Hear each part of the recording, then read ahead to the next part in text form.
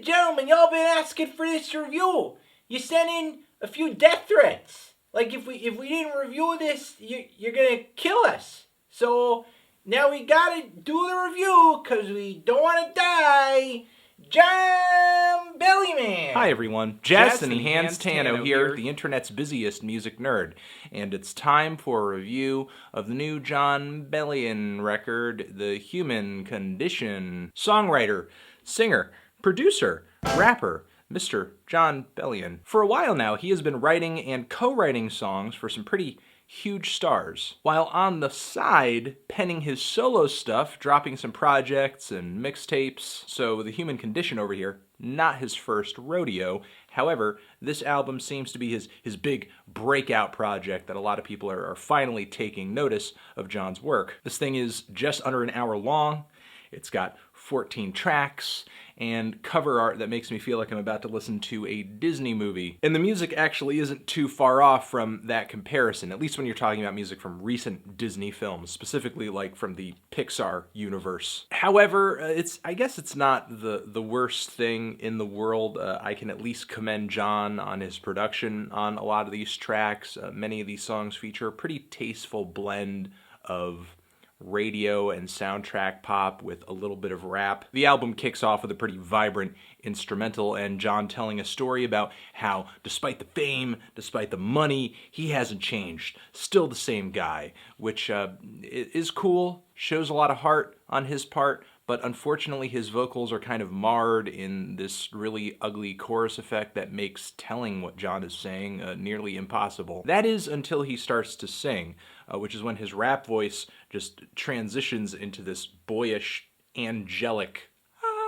Let me put it this way. Jon has a voice that makes Ben Gibbard of Death Cab for Cutie sound menacing. And this is a slight turnoff for me. You know, some of these sung vocals do sound pretty sanitary, like not a whole lot of flavor or excitement to them. There are a lot of things that I like about this track, but I end up being indifferent toward it because there are plenty of cons to Jon's music so far as well.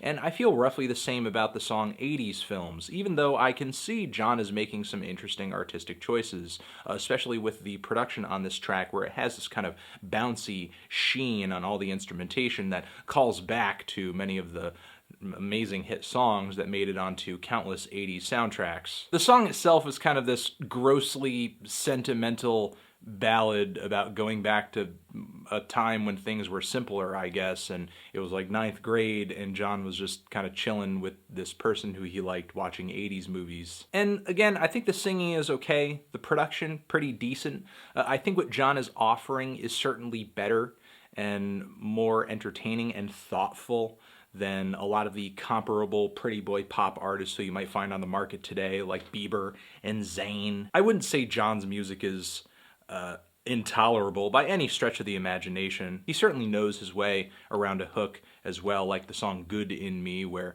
he has a pretty interesting metaphor about how this person is hunting through the woods and they hunt for that goodness in Jon. It brings out the goodness in him. And Jon shows himself to be pretty versatile on this record too, like on the song New York Soul Part 2, where all of a sudden Jon just transitions into this big boy voice and he's like rapping some serious bars on here, like he comes through with a really convincing flow and about as much grit as he can muster. And there are a couple questionable lines here and there, but then once the chorus pops in, he cannot help himself. He has to throw in those watery, pretty, dreamy guitars and those cherub vocals. I get that his style means that he's incorporating so many different musical sounds into one song, but to me it doesn't really come off as an aesthetic, but more of a lack of appreciation for the aesthetics of every single kind of musical style he tries to pack into one track. It simply just reads to me as like a move to make this album more appealing to a larger amount of people because you got a little bit of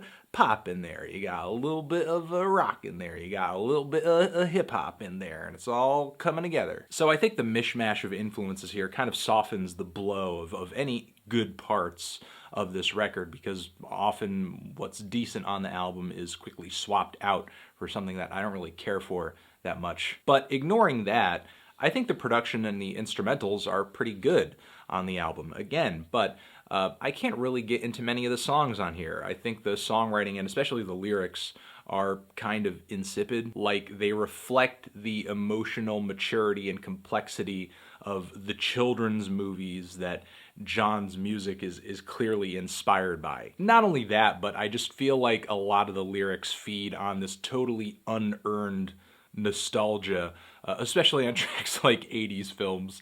I mean, you're having nostalgia for a time that you didn't even kind of move through. It's just kind of like several years ago that you're nostalgic for, and you're sort of nostalgic for the 80s by watching these films. It's kind of a nostalgia abortion. Then there's also the song maybe IDK, or I don't know, where Jon is talking about the unsure times of today, and musically I feel like the song is just kind of like, you know, a warm hug, and it's an assuring smile, and it's just kind of like, you know, everything's gonna be okay. But the thing is, the song feels like a big fat fucking lie, because not everything is gonna be okay.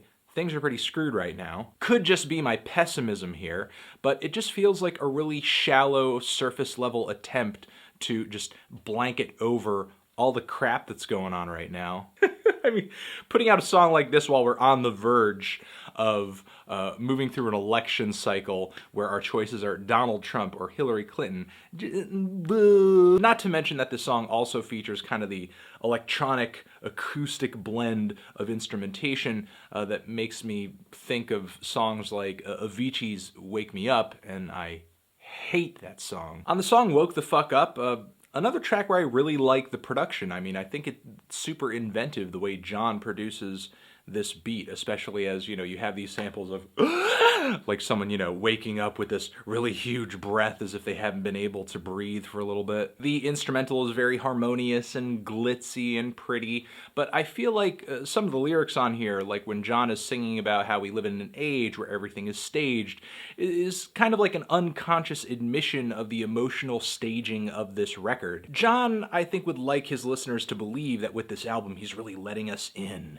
and we're getting such a personal view of his thoughts and his life and his artistic process. But as I step into this record, I don't feel like I'm stepping into the mind or the home of a person, but rather a dollhouse. And every song is a picture-perfect and meticulously arranged room with unrealistic color palettes, a place where even the saddest and most troubling moments are given this doily, soft exterior. Again, even in interviews and on Jon's Wikipedia page, it is cited that his influences include artists like Kanye West and Jay Dilla, as well as the music and movies of Pixar.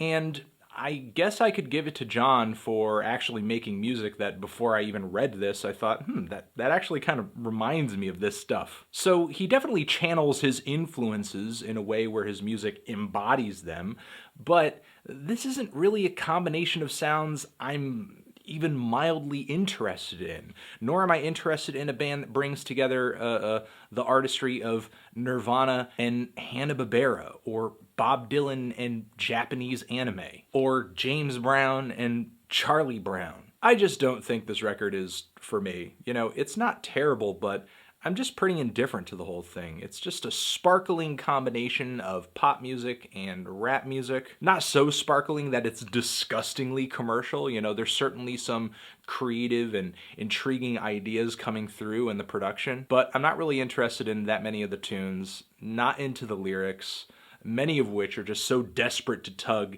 at your heartstrings, as if they're like a movie soundtrack that needs to sound sad or needs to sound a certain way because you've got to feel a certain way during this particular scene, because every moment's got to sound either sad or grand or like a momentous occasion or just life-affirming. And I just don't need it. You know, and also there are many spots on here that feel as if Jon is trying to be confessional, but this is a confessional record that doesn't really have anything to say, or at least it doesn't want you to feel anything that it has to say, as pretty much, again, the saddest moments on this project are sugar-coated in this really easygoing, emotionally sterile pop music. Again, you could do a lot worse than what Jon has to offer on this project, but it's really got nothing for me.